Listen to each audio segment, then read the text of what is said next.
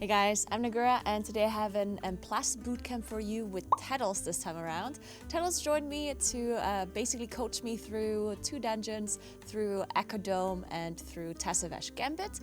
He gave me some insights about high key strategies and about things that he thinks that maybe we're going to be seeing in the MDI that is coming up next weekend as well. So I hope you learn a thing or two and enjoy. Hello. Hello, Naguura. Good morning. Good morning, good morning. All right, well, thanks for joining the M Plus Bootcamp Tettles. Of course, Tettles has already been here before, so he knows what the gist of this is. But the new thing is that I think the last time we did 2 dungeons, or maybe even more. Yeah. But I changed the format, so we basically just gonna choose 2 dungeons, and we just do those 2, and then I'm gonna let you go. Okay, do you want to do the new dungeons? Do you want to do maybe like Ecodome in one of the Tazzas or something like that? Yeah, I mean, what's your familiarity with Ecodome? Yes. It is a dungeon for the season for sure. Yeah, I definitely think I know the least about Ecodome, probably. Yeah, Ecodome is pretty bad, so I think it's a good dungeon to start with. And for Tassavesh, I think Streets would be good, because I hate that dungeon and I rarely ever do it, so I know very little about it as well. At least, I mean, from the new version of it. Of course, I know the old version. Dude, I think Streets is going to get really weird during the MDI too. I think they're going to do some crazy snapping shit. Like that dungeon, nobody does it on live because why would you? That dungeon's kind of free, but people in the MDI do psycho shit all the time where they're just like going to snap mobs across the world. Oh shit. What is your radar IO and like what are your credentials? Oh god. To be doing this. I don't know. Let me see. I'm currently, what am I on my druid? 3500 3470 on my druid and something on my shaman. Do you play your shaman more? Yeah, I've been maining my shaman this season. Okay. In the raid too? Yeah, Okay, druid and raid was not very good. Needed to not play that guy during raid. So, well, that was actually really fast. I think that's the Tettles buff. You don't think it's the fact that your name is Naguura and they know you? I feel like it doesn't happen that often that people like know that it's me. Like it definitely happens, but I don't know. Like I feel like because it's not Naguura, like my actual like Twitch name, some people just think it's like some random person. I guess that's valid. Anyway, apparently we're doing Streets.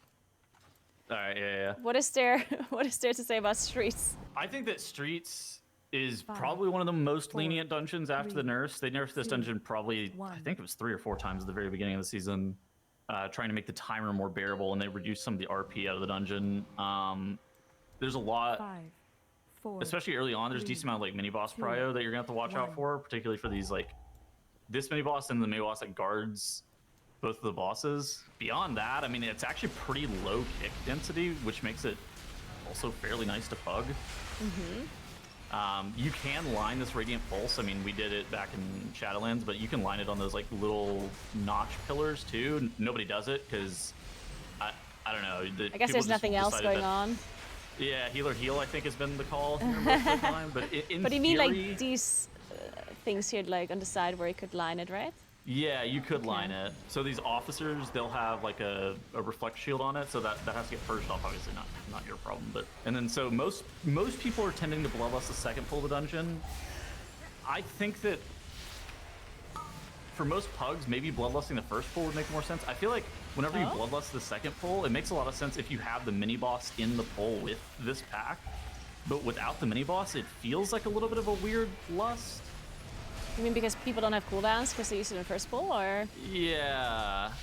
Like in theory, it's maybe like the Dawnbreaker bloodlust, where you're like, oh, I wouldn't have done this pull exactly like this. We didn't have lust, or like just makes it easier. But I do wonder if it would be better to just like if you're not doing the mini boss, just lust the first pull. But at the same time, the first pull can be really overkill, right? Unless the key level is high enough. That's also true. Yeah, the first. It's kind of strange, but a lot of like the really top teams are doing the mini boss into this pull, which is fucking psycho. It is really hard. So what are the, like in this room in general, I guess the overseers are the ones that are putting the magic debuff on people, right? Or is that a different one? I think it is the officer that puts the magic dispel on people. Maybe it's the security. It's one of those mods. The Overseer, those are the ones that are very dangerous to the tank. They do proxy strike on the tank, and that shit is like, if you don't have mid up, particularly if you're playing like a warrior tank, you can just get completely clocked by these mobs and just die 100 to 0. But that's just so like a tank buster, basically, no debuff or anything. Buster, yeah. Okay. Yeah. And then I guess these slicers, I mean, they're kind of whatever, but I think that's that's the Overseers, right? You can jump over those?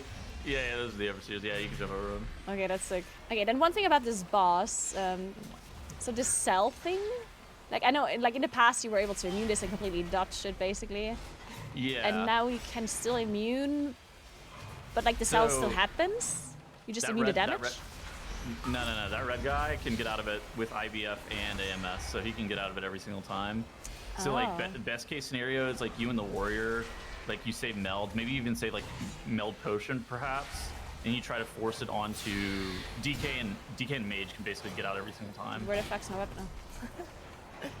But you have to immune after it was applied to you or before? Well, IBF is like, I guess either one. You need to have IBF going as you would gotten stunned, but AMS needs to be before. Turtle and most immunities need to be before. And the weapons, like the silence, does it actually like one-shot on high keys? So you have to use it? Yeah. Okay. Yeah, a lot of people are like rotating, like, oh yeah, we're gonna AMZ this one. All right, I'm gonna press Lumithar's Living Silk on this next one, press Defensive on the next one.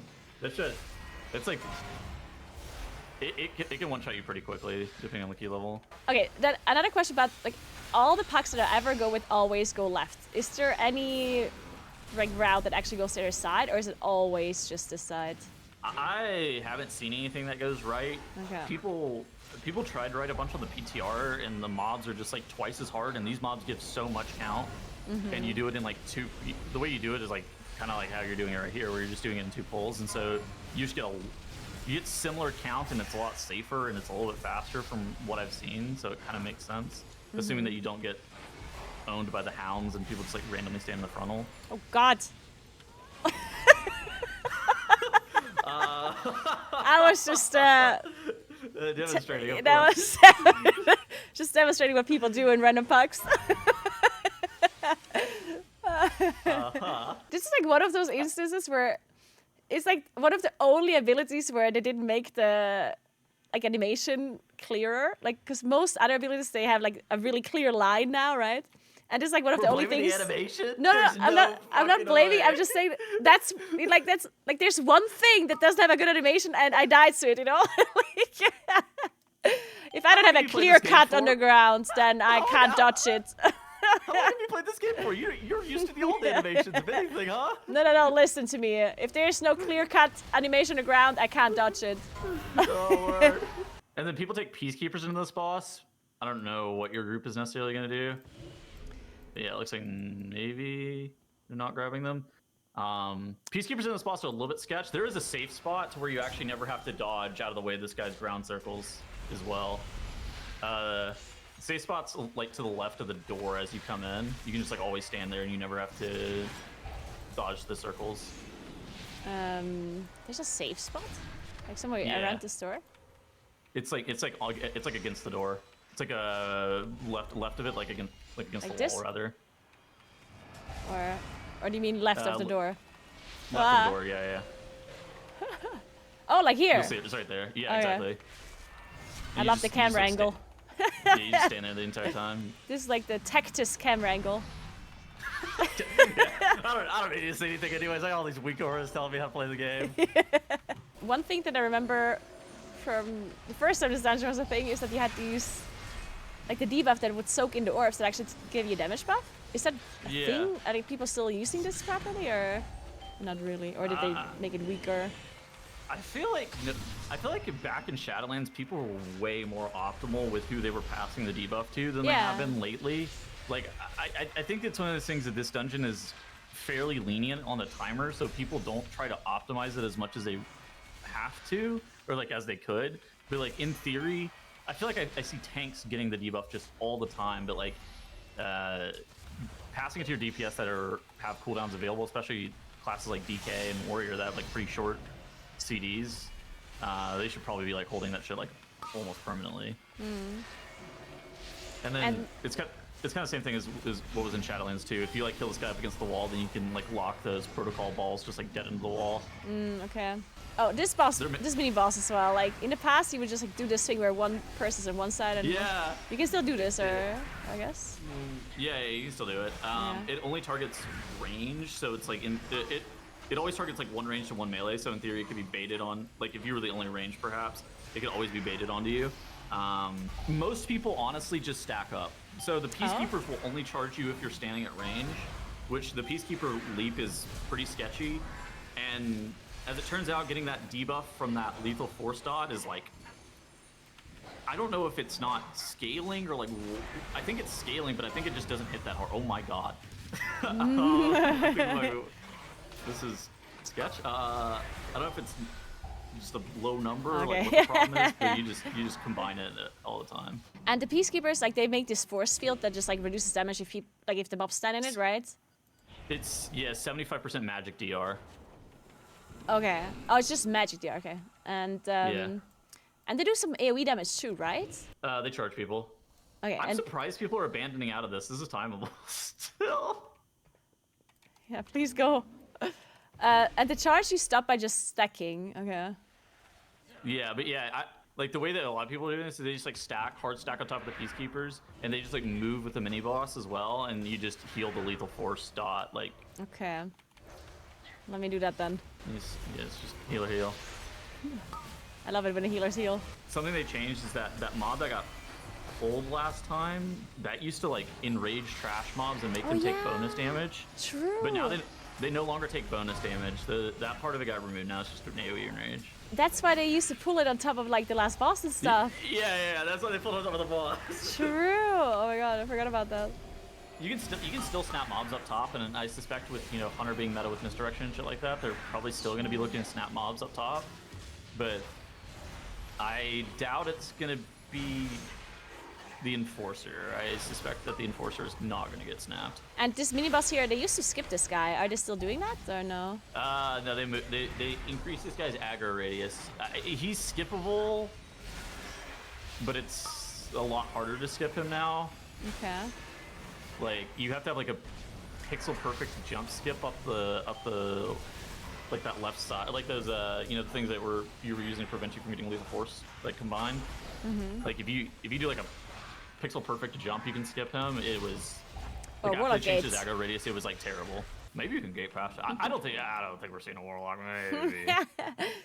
Dude, if we saw a warlock, it's because people are doing that weird shit where they like summon snap mobs, like we saw last season of Dragonflight, and we've seen a couple times. So this room used to be actually kind of hard, and the male thing put the bubble down, like with the haste, and now nothing does anything anymore, or what? Bubble's gone. The only thing that's scary is the male elemental's junk mail. If you get double cast on by junk mail, you can just die 100 to 0. It's like fairly common to see people just like die 100 to 0. So like people will be looking to press like Hodge. Am I stunned the whole time? Oh, it's because I have like the jumpy debuff. Stormbolt. So the big guys are throwing junk mail at you, and it's basically just like a unavoidable physical damage hit, I guess. Yeah, and it's two of them will one shot pretty much everybody. Can you line it? Yes. Okay. So just play good. What's the cast the male elementals do? Like what does that do, that cast? I'm gonna be honest, I've always kicked it. I have no fucking clue. Okay. So it's not important, I guess. Maybe it looks like a shield, but like I genuinely have no idea. Okay. Another thing, like on this boss, I remember that when you soak the petals, you get this like magic debuff, and in the past, I remember that you didn't actually want to soak it as a damage dealer, and especially not as a Moonkin, because it did so much damage that it was better to just let them hit the floor. Is that still a thing, or do people soak as much as possible now? I think that getting more than one stack is like pretty much suicide. Like the general rule is kind of the same. It's like don't soak unless you have to. The tank's gonna try to soak as many as possible, and then the tank's gonna try to soak as many as possible. But like don't let them like go off in the middle of the room. I think it's like the general rule.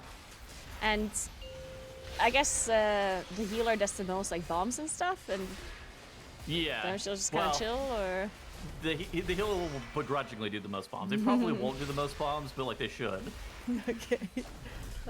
I guess in the past, the AoE, like the soak, used to do a lot of damage, and you would actually immune it at some point, otherwise you would die. But I guess now, just kind of soak it, I guess? Or is it in high keys? Probably, you really still want to immune it, and you can even, like with this composition, you can bop it, and it just removes the debuff. Most people are immuning them if possible. But yeah, otherwise this boss, I guess, is not really hard. What's the hardest boss in here, in high keys? Probably him. Like, really? Most groups are not lusting Menagerie, and instead they're lusting this guy. It might be the first boss, actually, that might be harder, but this boss... What's hard about the first boss? Just the cell, or the weapons one-shotting? This is Sally's fucking annoying. Okay, how the fuck does this minigame work? I have no idea how this works. Okay, so... I don't remember what they changed. They did definitely change parts of this. So the minigame starts whenever you buy the item from the guy, and then it puts an item on the ground. So you cannot do this earlier. No, but you can walk in here and start the RP. That guy who's walking up and doing those slash save bubbles, you could walk in. You could have walked into this room and saved yourself like 15 seconds with RP. Okay. Okay. But now it's so somebody just walked over the parcel and picked it up immediately. That's what summons the ads. So they had the bugs earlier on in the season where this dungeon was just like randomly getting bricked. Where I had that once.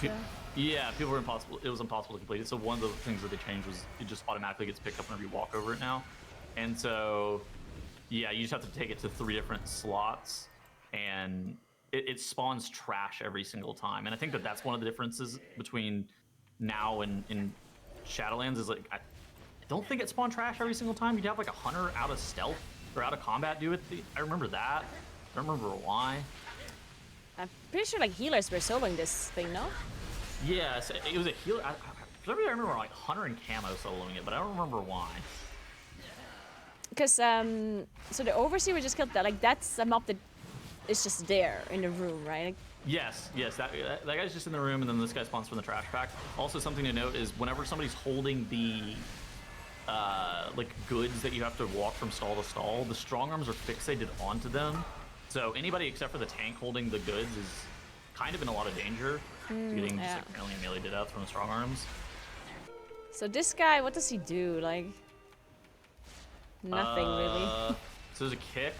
The missing shout has to get kicked. He does like whenever he puts up his shield, he blocks from a cone relative to where he's like aiming the shield. So that, but it's aimed like at players. So in theory, you would love your DPS to fade away from you. And then you just let yourself get dragged all the way in with a suppression spark, and then you try to dash out with your extra action button because the suppression spark, or because the damage amp circles always spawn like in melee. So and it also only does damage at the very end, right? Yeah, you want to be like patient there. Yeah, I forgot about that. Refresh anyways. W.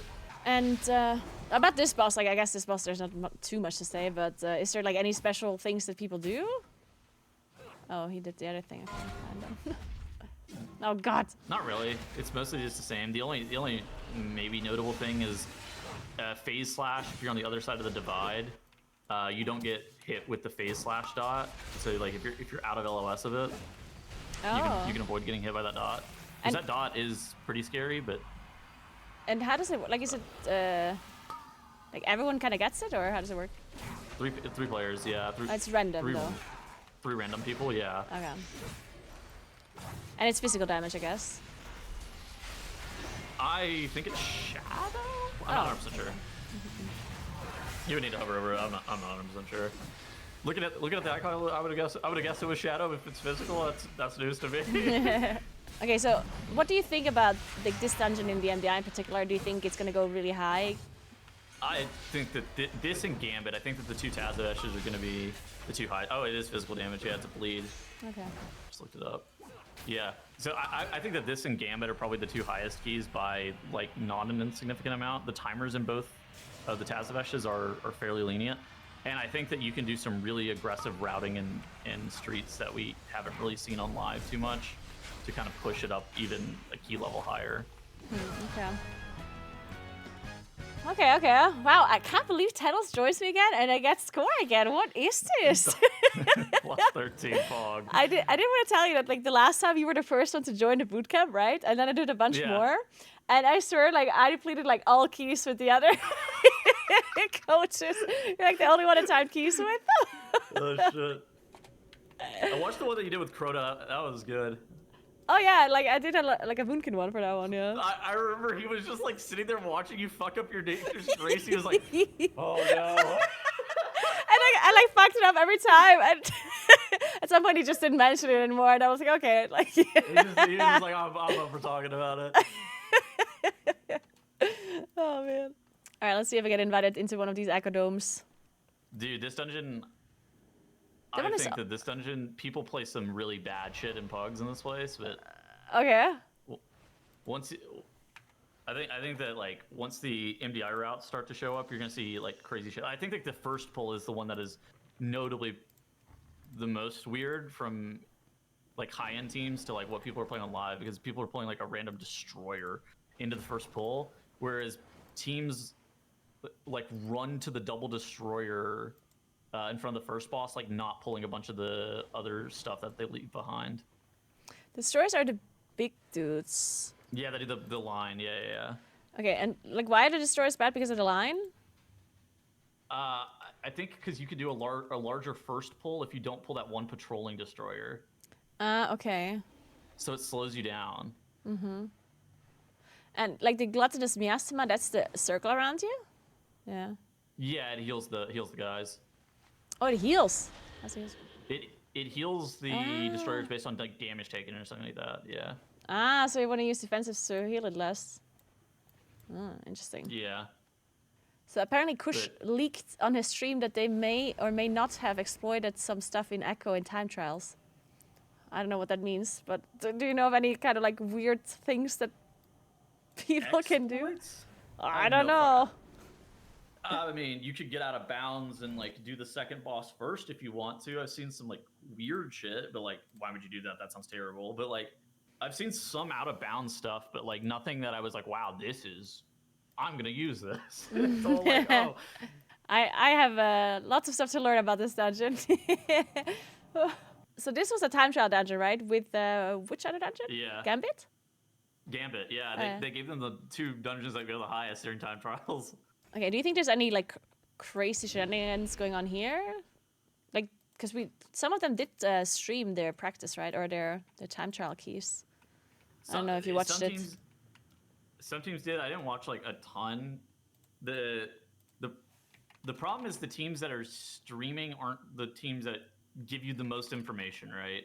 It's not like you're getting like the 1 seed streaming their 22s. I don't think anybody who did a 22 is streaming it. So you're kind of missing out on like, oh, what does the route look like for you to be able to time a 22? This and the 2 Tazaveshes, I think, has the chance to go the highest because the timer in here. So the Tazaveshes, I think the mobs are a little bit soft, where they just don't hit you that hard. Where this dungeon, I actually think the timer is just so free that you're able to like time levels higher. Okay, interesting. So the reason why they don't do 23s is because they literally just can't do it. Like it's like one-shot stuff. I don't know what actually would stop them because I was just looking. So Holy Method put up they were under by 4 minutes and 9 seconds. Okay. In their 22. Yeah. I don't know what would stop you from doing 23. Don't need to. Don't want to. Huh. They said apparently that the second boss did too much damage. Second boss does too much damage. Yeah, I can see the javelins have too much HP and they hit you too hard. 4, yeah. 3. I was wondering if the first boss spit was also going to be maybe a limiting factor because that dot is crazy. So this destroyer would most people skip on hierarchies, I guess. So most people skip it. Most people just like run up all the way up the left side and they pull the double destroyers the first pull with Bloodlust because it's slightly more efficient to Bloodlust and stuff like that. This route I would say is more typical of like live keys. Okay. It's fine. It's definitely slower, but you have enough time to where you don't really care that it's a little bit slower. Plus, getting people through the left side without accidentally body pulling a trash pack just seems like an impossible ask. Okay. That was not quite 40 yards. Okay, so the destroyer does this like circle and the line, right? And then the gorgers, what do? Do they jump? No. So they do casts. Oh no, the mites do the cast. The gorgers do the ground circles and a tank hit, and the mites. There's 2 different types of mites. The small mites just like leap on people and they're kind of whatever, and then the big mites they try to cast on people and then they die and they put a bursting dot on your group. Oh, that's why we die sometimes. That's the dot. So you don't want to like stagger it, like bursting actually. So every single time they get a cast off, they also get another stack of the dot.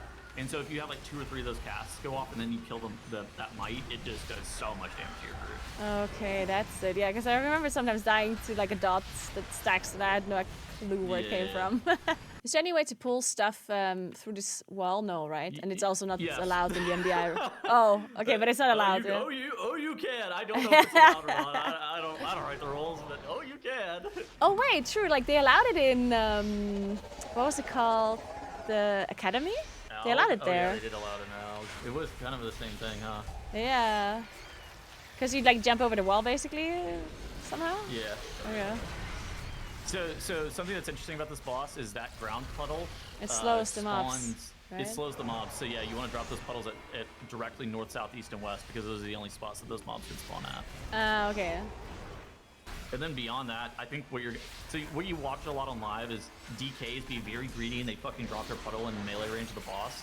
But I think what you're gonna actually start seeing is teams like hard stack like dead center of the boss's hitbox because Beastmastery Hunter Pets through the naval lead. And I think you're gonna need the BM pets to like just nuke those mobs. Another thing, since nothing too much about this boss anymore. I wanted to look up the format for the MBI because it's still the same as last time, right? Or did they change something? The same format. They still got the comp stack rule and stuff like that too. Okay. So I guess we're still gonna see the top teams switch to like some sort of like non-meta comp. I have no idea what they're doing even. Interesting. But I guess there almost is like a second comp that is like somewhat viable. Like I guess they're gonna just switch between Rest of Shaman and the Rest of Druid, I guess, for tanks. Yeah, for the healers. Rest of Druid are good. Tanks, I think that 4 tanks are good right now. You can play anything. Then DPS, I think is gonna be the thing that you're like, what the fuck? I think that there's actually a lot of stuff that's good right now. Hold on, somebody's saying that they actually changed it a little bit where it's. Instead of the 2 mini groups with 8 teams per weekend, it's 6 play all 3 days. 6 teams will play all 3 days, so actually they might change the rules. I need to go actually look. Okay, let's not spread fake info here. Yeah, I love spreading misinformation on the internet. That's why I do it regularly. Same. Just always say it very confidently. Yeah. So I think that like you have a maximum number of these sentinel mobs that you can pull. These mobs are demonic. They just do so much AoE damage. Whenever you break their shield, they just like ruin your day. I don't really know what. When the shield is up, they do nothing, but when it's broken, then they do damage. And they also leave these puddles, right, as well? That's them? Yes. Okay. Yes. So how do people deal with the Sentinel? They just like kind of save their cooldowns until the shield is gone, or? Everybody gets pressed. The moment the shield breaks, you press every single defensive. You try to press every single offensive button. Every time you pull a Sentinel, it's where your Ascendance gets pressed. You're like, oh fuck. We're dying. So I guess like mages are kind of good for this one. Mages, Happy Demon Hunters are broken for these guys, yeah. Okay. And how does this, like, how does the boss, can you pull the boss at any time, or do you have to clear something first, or how does it work? It's just that Sentinel pack that's in the middle of the room that has to die for the boss to be pullable. Okay. And the first boss you can pull whenever, or do you have to kill the 2 guys in front of the door, the destroyers? No, you can pull those guys whenever. Okay. You can pull the boss whenever. You have to start, there's like an RP on it. But people like pre-start the RP. It's kind of like the Gambit RP, where you just like walk into the room and it starts. And this boss apparently does a shit ton of damage. So what is it that does damage? Inhibition, or also so like? It's everything actually does a lot of damage. So this javelin, it just stacks up a dot onto people based on how long the javelin's alive for. They're pretty tough to kill. I mean, they just have a lot of health. And then there's this warp strike that gets targeted onto a random player, including somebody who has the javelin on them. Yeah, which I think is really stupid. Yeah, and that puts like a pretty big magic damage dot. The tank hit can be pretty sketch, but if you're playing with like a warrior, that bleeds mostly whatever. I mean, they're gonna block the world, but that dot can be pretty sketchy. And then this intermission,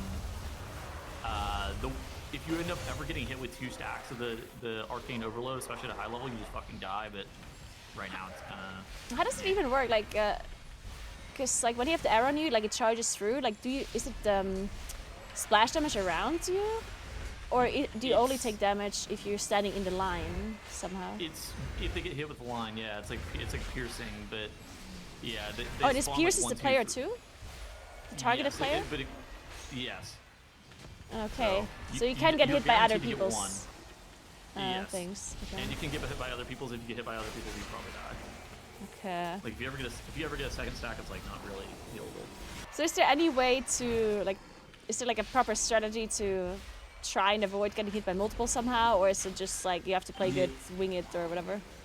Yeah, I mean the primary strats actually just try to be like loosely spread around the boss, because whenever they spawn, they kind of spawn near you. Now it's not an exact science, but they'll roughly spawn next to you, and so then you try to move through the boss, and you just like you'll have somebody verbally count like 1, 2, 3 as they charge, and you like if you're paying attention to whenever they spawn, you can actually tell who's going to be getting them next or not. Oh. And so there are ways to like be able to tell like who's getting dashed next. So you have the second one in there, and so yeah. So how did I get the second one?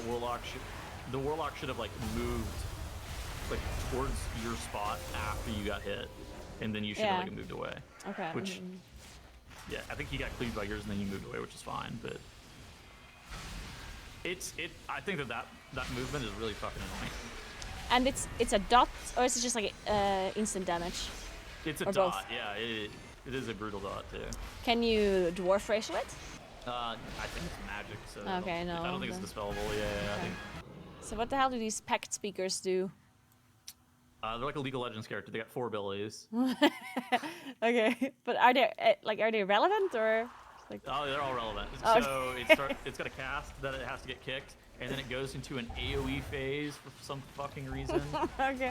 Where it's just like AOEing you for your like 2 health bars worth of damage. This erratic ritual here? Yeah, that's the erratic ritual. And then it summons an ad, and then based on how long the ad is alive, the pack speaker gets shielded, but the pack speaker is like has a damage reduction whenever the ad is up, so you have to immediately swap to this consume spirit ad. Like this shit is. Okay, that's. I don't understand how it has so many abilities. That's like a boss. It is literally it's a League of Legends character. I don't even understand how the fuck it has so many abilities. Oh god, it's like Baron Geddon. It's got more abilities than Baron Geddon. Actually, it does. Literally more abilities than Baron Geddon. Okay, yeah, that's kind of crazy. So you avoid these if you can somehow. These guys are better than the Sentinels. They hit you less hard. They're not super efficient count-wise, but they're in the area of the dungeon that has the most efficient count mobs in those dungeons. Those big scarabs that you guys killed. The crawlers, I think is the name of those mobs. Those mobs, for some reason, give 9 fucking count apiece. Okay. Those mobs are illegal. Like you try to pull every single one of them. It is so much count. So I guess, yeah. So the thing that will hold most teams back here is like I guess the second boss, and maybe some like random trash deaths with the Sentinels plus the Stalker guys. I wouldn't be shocked because like first and second boss are like pretty tough. Both of those, I think, are probably the 2 hardest parts. Yeah. The damage intake on the second boss is like really high, and you probably need to play it. You want to play it aggressively. I guess maybe you don't have to, but you want to try to pull a bunch of trash into it, which is then gonna like randomly kill people because Sparks are gonna leap on them at the same time they get dotted and you just die. I guess something that maybe a lot of people won't know about is like this last boss. During the large intermission, the ad positioning is static, so you're always gonna have ads spawn in the exact same spot every single time, and you always want to move counterclockwise as well to go and pick up your ads, because that's the way that they're gonna get hit with the beam. Which I think that's like a pretty. Wait, so does it always spawn in like the exact same spot, like the 3 ads? Yes. Okay. Because that's good, because sometimes if you pick one ad up on accident, like if you don't know it's gonna spawn on you, then you kind of mess up your extension, right? Good buff. So like facing the boss where you are right now, the one that's like behind where the boss is is always the first one that you run to, and then the one that's like to the left of the boss is the one that you go to second, and the one that to the right of the boss is the one that you go to third, and that'll give you perfect extension with like the highest amount of uptime on the damage amp. Yeah, and just to explain, like if you get your image here, you get a damage buff, and if you get a second image, then not only do you get a second stack of it, it also like refreshes the duration basically, right? Like pretty bursting, much, but in a positive way. So you want to make sure you extend it as much as possible to get the most duration of your buff up, I guess. Okay, so now I need to find... Oh, no, I didn't pick it up. Perfect. Okay, so now I would go counterclockwise because the next one is going to be this. Yeah, exactly. Is there like a weak art that shows like the tick of it? Yeah, there is. Okay. It puts like... It's one of those like, circle weak ors that puts the timer on your screen. Hey, I walked through it. I walked through it like 5 times. I don't know what to tell you. That is crazy. That is insane that you lived the fucking ground with that. Better than not, apparently. It might actually be better than the fucking dot, but like, I don't know my mind. If you have to choose, I guess you just go with the ground effect, guys. There's no fucking way. They were right about bear form. Holy shit. Yeah, it is broken after all, I guess. Holy shit, they were right. You cranked that key. Yeah, look at me go. I beat Survival Hunter to Tester Warlock. I just now realized he's survival. The pinnacle of meta, of course. Yeah. Okay, well, I'm basically an expert now in Ecodome and Streets. This was perfect. Thank you very much, Tettles, for all the insight. Yeah. That was actually really good. No worries. Hope you continue to get a bunch more IO and make sure you get more crests and Valor Stones. You're gonna need it. Yeah, I definitely need it. But I think I'm just gonna be depleting all keys from now on because only time keys with you. Unfortunate. Oh, good. Yeah, Coach Mera is coming in tomorrow to deplete all your keys. Of course. Stove is coming in tomorrow, probably depleting everything. Oh shit! Oh shit! I'm gonna do like a coach tier list at the end. To Bootcamp. He's gonna teach you how to play Ellie Shaman. It's gonna be sick. All right, well, thank you very much, Tettles. Have a good one. Right. GG's. GG's. Bye-bye. All right, guys. Make sure y'all give Tettles a follow. I think he is actually streaming right now as well, so you can always check out his stream. He's doing a lot of really good M+ and WoW content in general, so definitely check him out. He also does a lot of YouTube stuff for M+ in particular, so yeah, make sure you check him out. And I definitely learned a lot of things. There's always, like... It's always very interesting to me because when I'm not active a lot in the season, then... But they play old dungeons. Like, we have old dungeons that are coming back. And of course, I've been playing WoW for such a long time that I've played these dungeons before and I've casted these dungeons before, right? So obviously something like Streets is a dungeon that I know quite a lot about from previous seasons. But then at the same time, it's a while ago, so I've forgotten about some things. And then, of course, it's being played completely different now. And there's some changes I'm not really aware of. And I feel like that's the trickiest part. Whenever they bring back a dungeon, that's really tricky for me because I have this knowledge in my head and maybe I'm not aware that they changed some stuff, you know? So in my mind, this mob does this thing, but then maybe they changed it and I'm just not aware of it. So I'm like saying something like, oh, this mob, like this mob's ability can be line of sighted, but maybe it can't be line of sighted anymore because they changed it and I just like didn't know, you know what I mean? And then people are like, no, it can't line of sight it, you idiot. Like, it's like, oh, stop. And a lot of this, like, knowledge is really hard to actually obtain. Because, like, a lot of these things you just learn by actually playing the game and by doing it. Because how the hell are you supposed to figure out if an ability can be line of sighted or not? Or how do you know if it can be outranged or not? Like, you can only read up so much stuff on abilities. Of course, you can look up every single mob on WoW and look up every single ability, but even there, it's not written how you can avoid it. Like, it's not written if you can line of sight it. It doesn't, like, it doesn't tell you if you can jump over it or if you can, like, outrange it somehow or jump, like, literally, like, outrun it. Sometimes you can outrun an ability as well. So, like, all of this knowledge, it's super, super nice to do these bootcamps because then you got players in that actually have been playing a lot this season and they have all of these, like, tiny little, like, pieces of information that are so good to know, but are so hard to actually figure out as a player that isn't playing 24/7, right? Lots of tribal knowledge. Yeah, it is a kind of tribal knowledge. Yeah, it's true, Jericho, yeah. And it's also, I feel like it's also like a big barrier of entry to people that want to do high keys. Especially if you don't have a group and people that you're on voice chat with. Because sometimes, this actually happens to me many, many times. Because I nowadays play keys very casually. Well, casually for my level. Like when I say I'm playing a key casually, then that means I'm playing like a level 14, 15 key casually, right? Well, for other people that might be like a super high key, right? But so when I say I play keys casually, then I mean I play on a key level that is high, but not like the highest end of key levels. Like I'm not doing like high-end super keys anymore. I'm doing more like, I'm doing high keys, but not, like I'm pugging and I'm not like sitting there figuring out routes 24/7. Like I'm just kind of like pugging and hanging out, right? But I'm still doing somewhat high keys. And the thing though that happens to me a lot nowadays is that sometimes I'm unaware they can do certain things, but people also don't tell me because how like people just kind of expect you to know these things, but also nobody's telling you. Like for example, one thing that Tettles just told me that I didn't know is that you can outrange the lines from the destroyers in Akadome, right? But I had absolutely no idea that you can do that. And nobody told me. And I also didn't see anyone else doing it because it's a Moonkin thing, right? Because Moonkin has 45 yards range. So for a Moonkin, it makes sense that you would outrange it because it's a 40 yards range ability.